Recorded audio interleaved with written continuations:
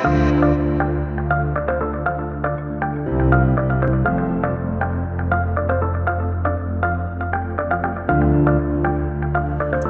hey y'all. So first off, can I get y'all to stop what y'all doing and subscribe if you haven't? Like, share, preferably subscribe. But y'all, I'm coming to y'all with an update because last time we did talk, I was 37 weeks pregnant.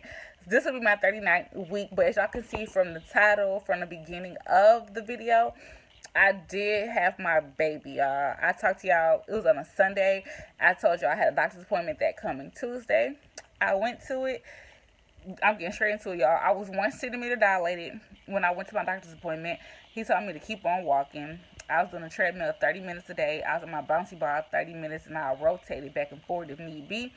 But the bouncy ball was just randomly on it throughout the day. I had nothing else to do. Go on the bouncy ball and eat. Go on the bouncy ball and watch TV. Whatever. I will say it did. I felt like I had cervical changes.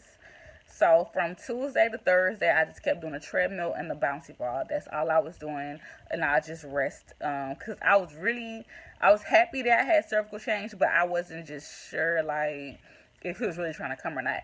So Thursday, I had like some real heavy vaginal pressure. It's because it's head big, so I had real heavy vaginal pressure. Like if I walk, it hurt it. When I would like close my legs together, it hurt it. Like I feel like I needed room down there. So I was being like really dramatic. Cause that's what I do. I was being very dramatic. I went to the emergency room. I told them, I was like, look, I'm having pressure. Cool.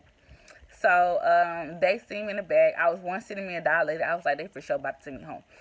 So every time they leave out, I start stimulating my nipples, y'all, with my hands. I start doing some nipple stimulation. I don't want to demonstrate.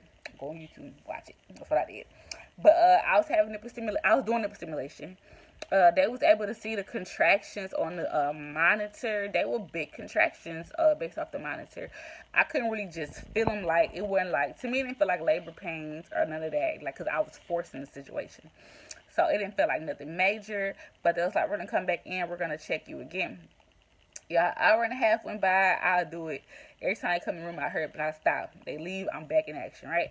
An hour and a half go by, they check me. I was 3 centimeters dilated. Okay, cool. So they tried to admit me, but that wasn't my hospital that I was supposed to have been delivering at. That was just conveniently close to me at the time. So I ended up leaving the hospital. They had to make me sign a paper because I wasn't trying to get medical attention from them, knowing that I needed it. So I had to sign this paper just so I could leave. But I did that. I went to my actual delivering hospital. They put me on the monitors. They did an ultrasound. They checked me. I was still 3 centimeters dilated, but that was active labor because they saw my contractions on the screen as well. But at that point, I no longer was doing nipple stimulations. They was able to see my contractions. They was coming on their own at that point. But y'all, I was in there chilling. Like my pain level, it was great. Like, cause I didn't even feel them contractions. I was chilling at that point. But once they sent me to the back and put me on that Pitocin, that was a whole different ball game. And once my doctor broke my water the next morning, it was over from there. Them contractions was terrible.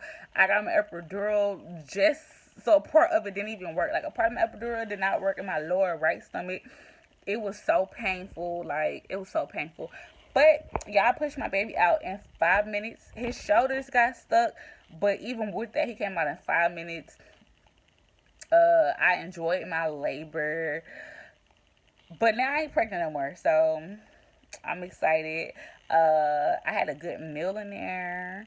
My baby was good in there. Y'all, the hospital did not want to give me a pacifier, so I was really disappointed in that because I feel like my baby needed it night 2. Night 1 he was cool. Night 2 he was tripping. Also, y'all, another thing, the COVID test is not mandatory. They're not gonna deem you a COVID patient or none of that. They're not gonna treat you really any differently. The only difference was if I did not want to take the COVID test, which initially I told them no, I'm good. With that being said, they was like, okay, instead of having 2 people in your delivery room, you could only have 1. I was only allowed to have 1 nurse, and she had to like wear extra gear on herself. Other than that, that was like the only difference. Oh, and of course with the baby, they're gonna have to have the NICU people come in the room and check on him. But that's gonna be inside the room. So other than that, that's the only difference if you decide to get the test or not. But the test is not mandatory. They don't treat you like you got COVID. You still have a normal delivery. It's still a normal room. The door is just basically say that this person is their status is unidentified. Basically, that's the difference with that. So the COVID test is not mandatory, but that was one of my biggest concerns because I was like, I really don't want it. But y'all, we're not even about to get into that because I don't know if Lady D watching. If y'all wonder who Lady D is, that's my mother. But so we're not even about to get into that conversation today because she went on Facebook did the most, but whatever. But other than that, y'all, I had my baby. He cute. Hold up. First off, y'all, he look a little old with the little hat on. But I did. I ended up naming my baby Kaiser. I got his father middle and last name, so we're gonna keep that, But I named my baby Kaiser. He was 7 pounds and 5 ounces. The ultrasound read him like a pound bigger, but if I would have had him at 40 weeks, y'all, he'd have been about 9 pounds. So yeah, I had him at the perfect time. What's another thing, y'all? Oh yeah, so I told y'all, I think I told y'all in the last video, y'all, I had bought some Depends, like adult diapers. Those actually did come in handy. As far as the bleeding go, that was actually more comfortable. It looked better underneath your clothes. Not too bulky, none of that.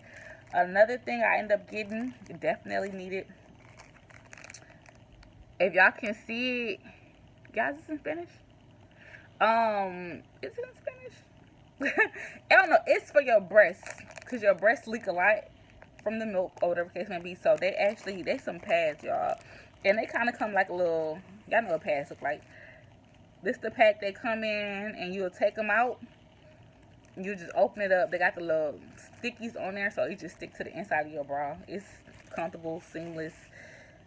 So yeah, I do advise y'all getting some of those. I got these from Walmart, a whole box. A 60 box is $6.22 from Walmart. It's the, I don't know what brand it is, but $6.22.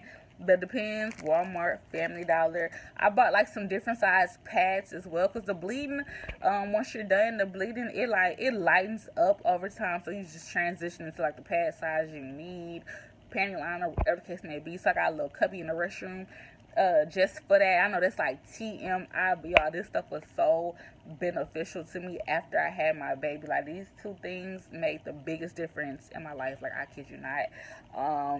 It kept me out here, regular degular with the pants on, no leakage, no none of that. No leakage in the boobies no more, because y'all, at first it was real ghetto. I had a towel across my chest, so we're no longer doing that. And y'all, excuse my hair. I started doing some box braids. I can't even see. Jesus. Ouch. I started doing some box braids yesterday. I'm going to have to end up dipping them because I got them wrapped up. But I started doing these yesterday, so I'm going to end up finishing those. So I'm going to come to y'all next time with, like, my hair did. But, because I felt like I had more energy to do my hair when I was pregnant than I do now. But I'm actually about to get back to my hair. I'm halfway done, though. But I'm about to finish doing my hair, y'all. And my breasts are making milk. So I'm about to actually feed my baby. He eat every 2 hours, y'all. He eat every 2 hours. And bottle, he eats 2 ounces because he a little bitty baby. But I have my baby on the 15th. So I fresh out the hospital. I'm 5 days out. Period. But yeah, I'm about to let y'all go so I can feed my baby. But I'll just come to y'all with an update. But follow, subscribe, like, subscribe. But I'm gonna let y'all go. So y'all have a good one. But that is my 38-week update.